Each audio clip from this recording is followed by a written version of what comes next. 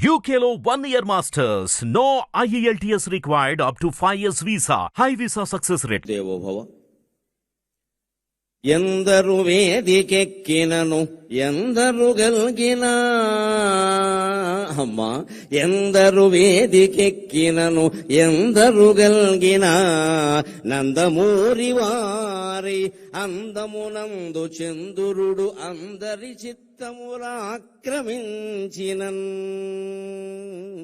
ఎందరు వేదికెక్కినను ఎందరు గల్గిన నందమూరి వారందమునందు చంద్రుడు అందరి చిత్తముల ఆక్రమించినన్ అందరికంటే ముందుగను అమ్మకు మ్రొక్కగా అందరికంటే ముందుగను అమ్మకు మ్రొక్కగా మా అమ్మకు మ్రొక్కగా నా మనంబదే తొందర సేయుచున్నది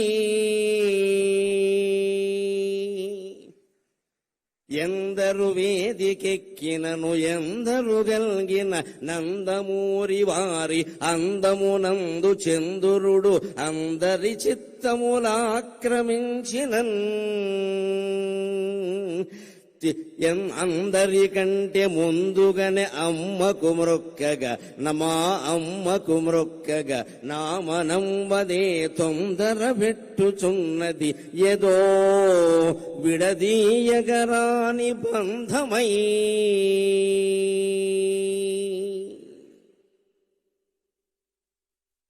ఎన్టీఆర్ అంటేనే ఎన్ అంటే నేషనాలిటీ, టీ అంటే తెలుగు, ఆర్ అంటే రసస్ఫూర్తి.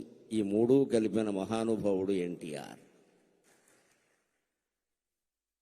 ఒక జాతీయవాదం ఎట్టి పరిస్థితుల్లోనూ భారతీయులలో విభజనకి విభేదాలకి ఆ పెద్ద మనిషి ప్రాణం పోయే వరకు అంగీకరించలేదు. దైవభక్తి ఆయనకి ఎంత ఉందో దేశభక్తి అంతకంటే ఎక్కువగా ఉంది ఆయనకి. ఎన్టీఆర్ అంటే నేషనాలిటీ, ఎన్ అంటేనే నేషనాలిటీ. రెండవది తెలుగు. ఆయన ప్రాణం ఇచ్చాడు తెలుగు కోసం. నిజంగా నటుడుగా ఉన్నప్పుడు అంతే, నాయకుడుగా ఉన్నప్పుడు అంతే. పెట్టిన ప్రతి పథకానికి ముందు తన పేరు గాని తండ్రి పేరు గాని కొడుకు పేరు గాని ఏమీ పెట్టుకోవాల. తెలుగు తెలుగు తెలుగు తెలుగు. తరువాత ఎవ్వరు ఆ పథకాన్ని కొనసాగించినా ఎటువంటి ఇబ్బంది లేకుండా తెలుగు జాతి అంతా పరవశించే విధంగా ప్రతి పథకానికి తెలుగు అని పేరు పెట్టాడు ఆయన. ఎవరు దాన్ని మార్చవలసిన అవసరం లేదు, ఆలోచనే రాదు. అంత భక్తి, అంత ప్రేమ తెలుగు అంటే ఆయనకి. ఇక మూడవది రసస్ఫూర్తి. ఇది చాలా మందికి తెలియదు. అందరూ నటులు కాలేరు, అందరూ కవులు కాలేరు, పండితులందరూ వక్తలు కాలేరు, పండితులందరూ అవధానులు కాలేరు. రకరకాలు, కొందరు అవుతారు, కొందరు అవ్వరు. కారణం రసస్ఫూర్తి తెలియకపోవడం. నేను ఇన్ని పుస్తకాలు చదివాను అంటే ఉపయోగం ఏం లేదు. నువ్వు దాన్ని జనంలోకి పంపడానికి ఏ టెక్నిక్, ఏ సాంకేతికత, ఏ నైపుణ్యం అవలంబించావు అన్నది ఎన్టీఆర్ సినిమాలు చూస్తే చాలు మనకు అర్థమైపోతుంది ఖచ్చితంగా. అద్వితీయమైన సంభాషణలు. మామూలుగా ఇప్పటి నటులెవరూ పలకలేరు. బహుశా అసలు వెనకాల ఉంటే తప్ప. నవఖండ భూమండలాధిప మకుట తట ఘటిత మణిగణ నీరాజిత నిజపాద పంకేరుగుండనే అన్నాలంటే ఇప్పుడు వాళ్ళకి వారం రోజులు కావాలి. తర్వాత ఉపవాసం కూడా వస్తుంది.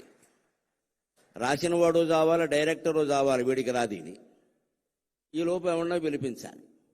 ఇటువంటి సంభాషణలు పేజీల కొద్దీ ఉండే వాటిని ఆ మహానుభావుడు ఒక్కసారి చూసి, నేను చెబుతా, మీరు అక్కడ కూర్చోండి, కాస్త టీ తాగండి అని చెప్పి ఆయన టీ తాగేలోగా ఈయన కంఠస్థం చేసి మొత్తం చెప్పేసేవాడండి. అది ఎన్టీఆర్ అంటే, అది ఎన్టీఆర్ అంటే.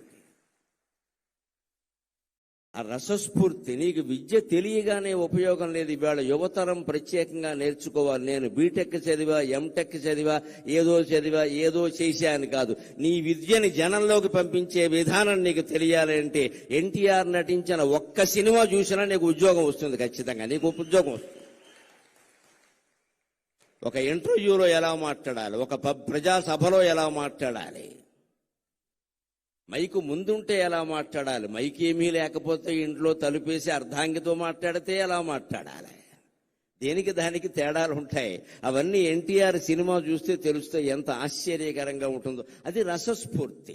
రాముడు కృష్ణుడు వేయడానికి ఆయనకంటే ముందు లేరా, ఆయనకంటే తరువాత లేరా, కానీ ఆ పాత్రలని జనంలో ముద్ర పడిపోయేలా చేయగలిగాడు అంటే రామునిలో ఉండే రసస్ఫూర్తిని, కృష్ణుడిలో ఉండే రసస్ఫూర్తిని, ప్రతినాయక పాత్రల్లో ఉండే కూడా రసస్ఫూర్తిని జనానికి అందించగలిగిన ఏకైక నటుడు ఎన్టీఆర్. ఏకైక నటుడు ఎన్టీఆర్. ఆయన దేశభక్తి గుండెల్లో ఆయన నిండా ఉండబట్టే ఆయనకి దొరికిన మొట్టమొదటి చిత్ర అవకాశం పేరు మన దేశం. మన దేశం ఎంత ఆశ్చర్యం.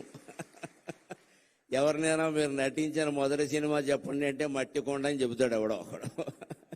అంతకంటే ఉంటుంది. ఆయనకి ఆ ఛాన్స్ రావడమే గొప్ప. కాబట్టి ఆయన అంతరాత్మ ఎంతగా దేశం గురించి ఘోషించింది అంటే ఆయనకి మొట్టమొదటి పోలీస్ అధికారిగా అవకాశం వచ్చిన సినిమా కూడా మన దేశమే. నువ్వు దేశం కోసం పుట్టావు, నువ్వు దేశం కోసం పుట్టావు అని వారి తల్లిదండ్రులు వారిని ఆదేశించినట్టుగా వారికి మన దేశం అనే సినిమాలో మొట్టమొదటి అవకాశం వచ్చింది. ఏ పాత్ర వచ్చినా ఇది హీరో పాత్ర, జీరో పాత్ర, ఇంకోట, దీని ప్రాధాన్యం ఏమిటి అని ఆలోచించకుండా తన పాత్రకి న్యాయం చేసిన వ్యక్తి ఎన్టీఆర్ అంటే ఖచ్చితంగా. ఈ పాత్ర నాకు వచ్చింది చాలు, దీనికి నేను న్యాయం చేస్తే మిగిలినవన్నీ అవే వస్తాయి, తరుముకుంటూ వస్తాయి, వెతుక్కుంటూ వస్తాయి. నా రత్నం అన్విష్యతి మృగ్యతే హితత్ అంటాడు కాళిదాసు కుమార సంభవంలో. రత్నాన్ని వెతుక్కుంటూ జనం వస్తారు కానీ జనాన్ని వెతుక్కుంటూ రత్నం వెళ్ళదండి. సినీ రంగంలో నటరత్నాన్ని వెతుక్కుంటూ సినిమాలు వచ్చాయి, సినిమాలను ఆయన వెతుక్కుంటూ వెళ్ళలేదు. ఇవాళ యువతరం ఎన్టీఆర్ నుంచి నేర్చుకోవలసింది ఉద్యోగ అవకాశాలు మిమ్మల్ని వెతుక్కుంటూ రావాలి, మీరు వాటిని వెతుక్కుంటూ వెళ్ళడం పెట్టండి. యధవ కర్మ అంటారు దీన్ని.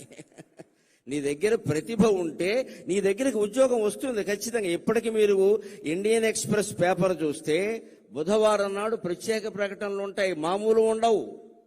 ఉద్యోగం కావాలి, నిరుద్యోగులు కావాలి, ఉద్యోగస్తులు రండి అనే ప్రకటనలు ఉండవు. ఇండియన్ ఎక్స్ప్రెస్ బుధవారం పేపర్లో ప్రత్యేకంగా ఎలా ఉంటుంది అంటే, మేము రిటైర్ అయ్యాం, లేకపోతే మధ్యలో ఉద్యోగాలు మానేసాం, మాకు ఇప్పుడు ఉద్యోగం కావాలి, మాకు ఉద్యోగం ఇవ్వగలిగిన వాడు రండి అని వేస్తాడు ప్రకటన. వాడి దగ్గరికి వచ్చి కాళ్ళ దగ్గరికి వస్తారు, మా సంస్థలోకి రండి, మా సంస్థలోకి రండి అని. అది ప్రతిభ, అది ప్రతిభ. ఆ స్థితి మళ్ళీ సంపాదించుకోగలగాలి ఖచ్చితంగా. మాకు ఉద్యోగం కావాలి, ఇవ్వగలిగిన వాడు రండి, మా ప్రొఫైల్ ఇది, నేను ఇంత జీతంతో ఉన్నా, ఇప్పుడు ఎందుకో బయట తిరుగుతున్నా, నాకు కావాలంటే వస్తారు, మీరు మాకు కావాలి, మీరు మాకు కావాలని. అటువంటి ప్రతిభను యువతరం సంపాదించుకోవాలంటే ఎన్టీఆర్ లాగా దైవభక్తి ఉండాలి, దేశభక్తి ఉండాలి, భాషానురక్తి ఉండాలి, అన్నిటికీ మించి రసస్ఫూర్తి ఉండాలి. అది మనం ఎన్టీఆర్ నుంచి నేర్చుకోవాలి ఖచ్చితంగా. మన దేశమున పాదమోని, మన దేశం అనే చిత్రంతో ఆయన రంగప్రవేశం చేశారు. అక్కడి నుంచి ఆయన నటించని పాత్ర లేదు. అన్ని రంగాలకి సంబంధించిన అన్ని పాత్రల్లోనూ నటించారు. మన దేశమున పాదమోని నట పద్మశ్రీ పురస్కారియై, నట పద్మశ్రీ పురస్కారియై, ఘన పౌరాణిక తత్వ జానపద సంఘ శ్రేష్ఠ చారిత్రక ప్రణుతింగాంచిన పాత్రలన్నిటినీ, ఘన పౌరాణిక తత్వ జానపద సంఘ శ్రేష్ఠ చారిత్రక ప్రణుతింగాంచిన పాత్రలన్నిటినీ ఔరాయంచు మెప్పించితీవు, ఔరాయంచు మెప్పించితీవు అనఘా అనఘా స్వర్గమునేలు పాత్రగొనినావా, స్వర్గమునేలు పాత్రగొనినావా రమరాయ ప్రభో.